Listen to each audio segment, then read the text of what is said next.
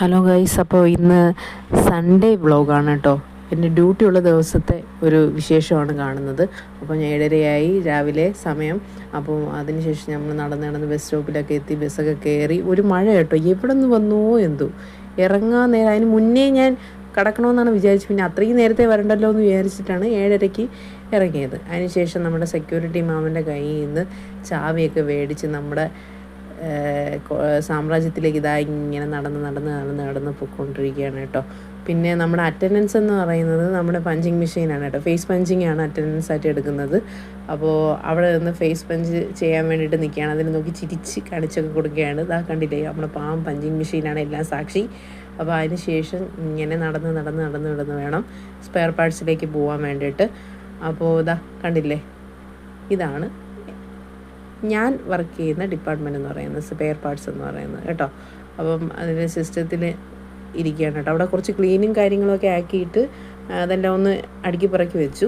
പിന്നെ അതിനുശേഷം ലഞ്ച് ടൈമായി. ലഞ്ചിന് സ്പെഷ്യലൊക്കെ കൊണ്ടുവന്നിട്ടാണ് വന്നത് കേട്ടോ. ആരും ഇല്ലായിരുന്നു, ഒറ്റയ്ക്ക് കഴിക്കേണ്ടതായിട്ട് വന്നു കേട്ടോ. അപ്പോൾ കണ്ടില്ലേ എൻ്റെ പാത്രം. പിന്നെ ആ ചെറിയ പാത്രം എൻ്റെ അനിയത്തിയിലാണ്. അവൾക്ക് പോകാൻ വയ്യ, അവൾക്ക് ഇന്ന് പോകണ്ടാത്തതുകൊണ്ട് ഞാനിങ്ങനെ തൂക്കി. അപ്പോൾ ഞാൻ എന്താ ഇങ്ങനെ പാത്രം തുറക്കുകയാണ് കേട്ടോ. പതിയെ തുറക്കുകയാണ്.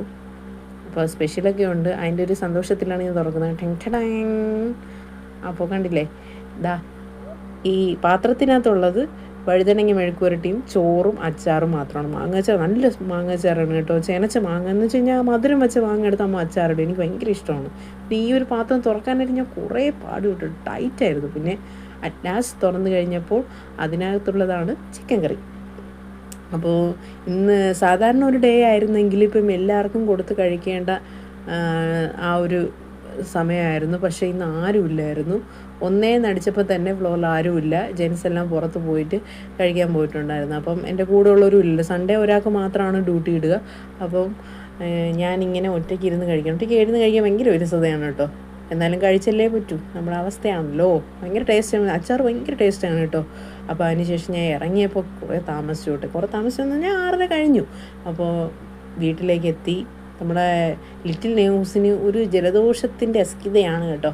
അതാണ് ഇങ്ങനെ വരാതെ, അല്ലെങ്കിൽ മമ്മീന്നും പറഞ്ഞ് എണീച്ച് വരേണ്ട സമയം കഴിഞ്ഞു കേട്ടോ. അപ്പോൾ ഞാൻ മേടിച്ച ഇങ്ങനെ ചോക്ലേറ്റും കാര്യങ്ങളും ഒക്കെ എൻ്റെ കയ്യിൽ തന്നെ ഇങ്ങനെ ഇരുന്നു കേട്ടോ. അതിൻ്റെ ഒരു ചെറിയ സങ്കടമുണ്ട്. ഓക്കേ, അപ്പോൾ ഇത്രയൊക്കെ ഉള്ളൂ കേട്ടോ ഇന്നത്തെ വിശേഷങ്ങൾ. ടാറ്റാ.